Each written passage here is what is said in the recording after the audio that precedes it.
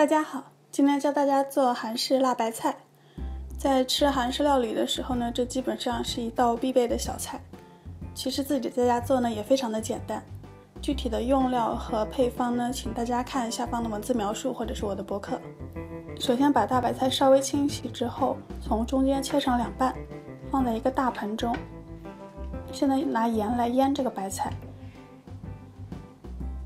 腌白菜的盐呢，最好是用海盐，味道会比较自然。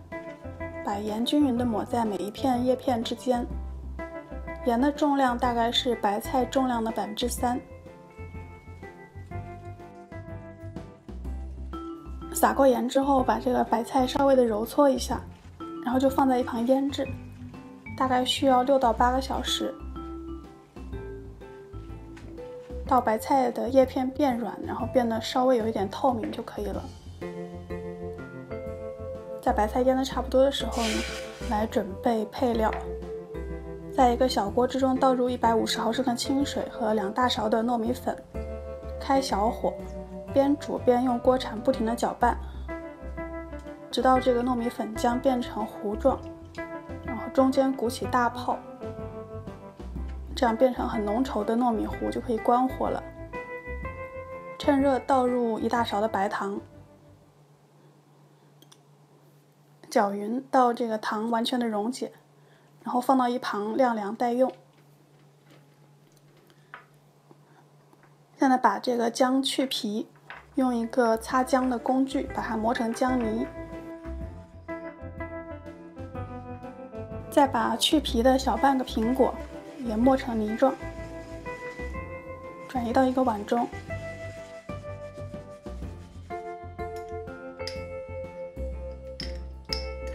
把蒜头也压成蒜蓉，一并放进去。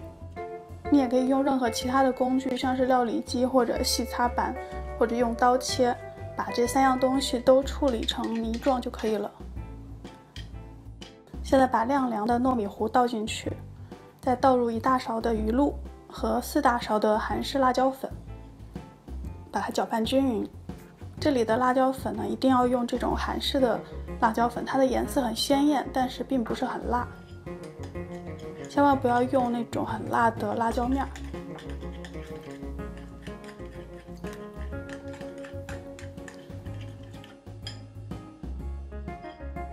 现在把韭菜洗净沥干，把根部稍微的拍一下。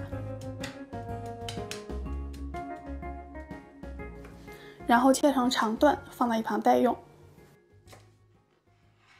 现在这个白菜呢已经腌好了，我们用一大盆清水把它稍微的漂洗一下，把表面多余的浮盐给去掉。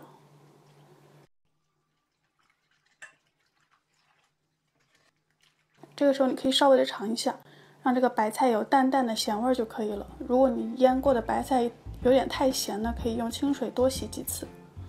洗过之后，把里面的水分给彻底的挤干。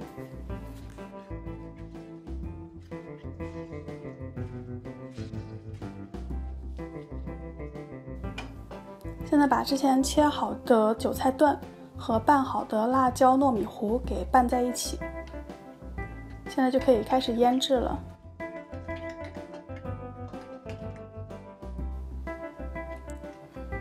把白菜的每一个叶片都掰开，把这个辣椒糯米糊和韭菜都均匀地抹在每一片的叶片之间，着重在这个菜帮子的部位，菜叶就稍微带过就可以了。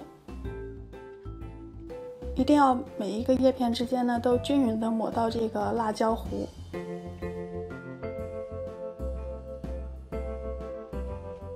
做这一步最好是戴上手套操作，辣椒糊接触到手部的皮肤会很痛。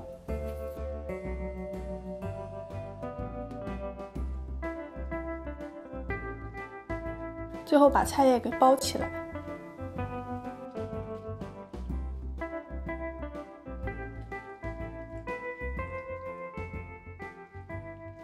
把2半颗白菜都抹匀了这个辣椒糊之后，就可以放在一个保鲜盒之中，盖上盖子，但是不要紧扣，就这样放在室温下发酵大概1到2天。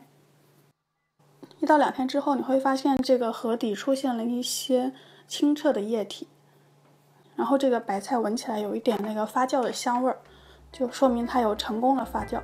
现在就可以把盖子紧扣，然后转移到冰箱之中，继续低温发酵，5到7天之后就可以吃了。现在韩式辣白菜的制作过程就已经完成了，整个过程还是比较简单的，需要注意的地方就是，你的手以及所有的器具都要干净，没有油，这样在比较干净的环境下泡菜才能够成功的发酵。